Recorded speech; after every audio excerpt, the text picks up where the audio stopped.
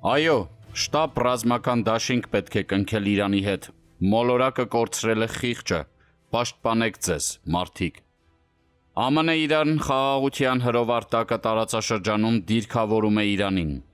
Մի անգամ վեր դասենք մեր պաշտպանական ուժի ձևավորման անհրաժեշտությունը, քանզի ժամերով է փոխվում տարածաշրջանի դիրքավորումները։ Այն հանգամանքը, որ Նախիջևանում ազերիներն իրենց կեղծ հաղթանակի հաստատման լեգիտիմության ստորին ելքերով ոգևորված փորձ են անում այժմ էլ Սյունիքը խաղաքարտ դարձնել, գումարելով արևմտյան Ադրբեջանի համաժողով, նշանակում է Ադրբեջանի ղեկավարը կեղծ խաղաղության թրամփյան ամբիոնից մոլորեցնում է նաև ԱՄՆ նախագահին, փորձելով Արցախի էսկալացիան եւ իր վարկանիշը լեգիտիմացնել։ Հայերս չպետք է դանդաղեցնենք մեր սթափությունը։ Վերջ տվեք այս ազգավեր ներքին իրարակերությանը, հանուն Հայաստանի վաղվա պայծառ օրերի, որը համոզված եմ գալու է, եթե դեն նետենք մեր անձնական ամբիցիաները եւ մտածենք հզոր Հայաստան ստեղծելու մասին։ Մենք կշտկենք մեր մեջքը, որն արդեն իրականություն է դառնում։ Տեր լինենք, քանի ժամանակ ունենք։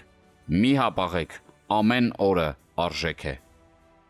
Խստագույն քայլերով Հայաստանը պետք է մաքրել հայի տականքներից, բավական է։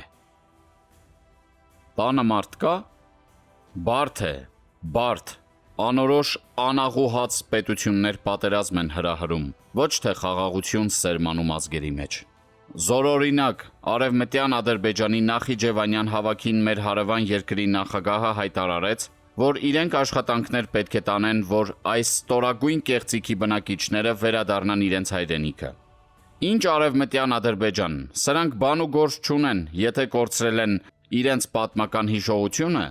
ապա հիշեցնեմ, որ Ադրբեջան պետություն գոյություն չի ունեցել։ Միայն 1936 թվականին են այդ արհեստական պետության բնակիչներին ադրբեջանցի կոչել, որ փաստաթղթեր ու անձնագրեր կարողանան ձևակերպել, իսկ Հայաստանը հազարամյակների պատմություն ունի։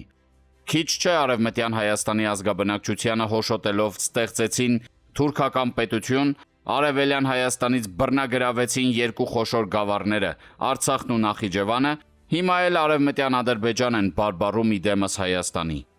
Այո, դուք եք ազերիներ ձեր բարբաջանքներով ստիպում, որ մենք անդրադառնանք ձեր կեղծիքին եւ կողոպուտին։ Հայերս ցավոք սրտի Աստծո ժողովուրդ ենք եւ կեղծել չգիտենք։ Աստված չի կեղծում, բավական է։ 21-րդ դարն է, մարդակերությունից դուրս եկեք վերջապես։ Այս մասին մտածեք երկրի ներքին կարգ ու կանոնը գեհենի վերածելու երազանքներով ապրող պաշտոնյա եւ պաշտոնի համար միայն թոհուբոհ ստեղծողներդ։ Վայ քեզ, իմ սրբալույս երկիր։ Զայրացած եմ ազերիների անպատկառության վրա, բայց հավատում եմ քո վաղվա հաղթանակներին, Հայաստան։ Ես չգրեմ ով է գրելու։ Տանը մարդ կա։ Հայաստանում ոչնչի համար զարմանալ պետք չէ։ Երբ առաջին անգամ կարդացի Գարեգին Նժդեհի նամակը ուղղված հայ ժողովրդին, «Ապերախտ հայ ժողովուրդ» վերնագրով, երկար ժամանակ լուռ էի։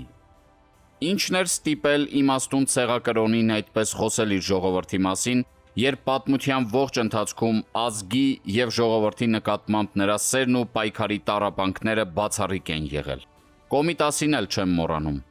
Այն ժողովուրդը, որ թույլ է տալիս ազգի ճակատին դաջված պահել գաղութային երկրի կեղեքիչ խարանը, իր ողջ ազգային հարստությունը, գիտությունն ու իր անվտանգությունն ապահովող զավակներին սեփականել եւ ցանկացած պահի ազգը ծաղկաքաղի ենթարկել, նրան հասցնելով ու պահելով նույն ժողովրդադեմոգրաֆիական հարթության կառավարելի շրջանակներում։ Երբևէ չի կարող հզոր ազգային պետություն ունենալ, պարզապես թույլ չեն տա եւ վերջ։ Բարով վայելեք ազգային խորհրդարանի ձեր չափաբաժինը։ Խնդրում եմ ազգային բառը հանել, նա շատ թանկ արժե։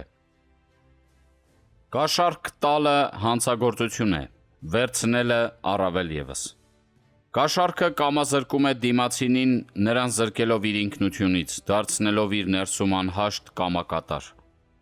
Առավել վտանգավոր է, երբ այն սողոսկում է պետական համակարգ, տվյալ դեպքում համակարգը ենթակա է ամեն տիպի ստորությունների, դավաճանության, ազգային ունեցվածքի կորստի, ազնիվ ու տաղանդավոր անհատների ոչնչացման, սերունդը թմրադեղերի շահույթով վաճառելուն, օտարերկրյա գործակալների ներհոսքի եւ այլ հակապետական, հակազգային, հակամարտկային երևույթներ, որոնք կապ չունեն երկրի հզորացման մեր խոսույթի հետ։ Նոր սերունդը պետք է սթափ լինի, մեր երկրի վաղվա պատասխանատուն ինքն է, իսկ վաղը սկսվում է այսօրվանից։ Ինչ է նշանակում Բաղչելիի հայտարարությունը։ Թուրանի սիրտը Հայաստանն է։ Ինչու են լռում հայոց պատմաբանները։ Քնաբեր են ընդունել բոլորը, չեմ հասկանում։ Ուր են մեզ բարեկամ դարձած Թրամփին եւ Եվրոպային ուղված ձեր նամակները։ Ի պատասխան պետք է դրոշ դարձնել Սևրի պայմանագիրն ու Վիլսոնյան իրավարար վճիռը։ Facebook-յան իր էջում գրում է գրող հրապարակախոս հասարակական գործիչ Ռուզան Ասատրյանը։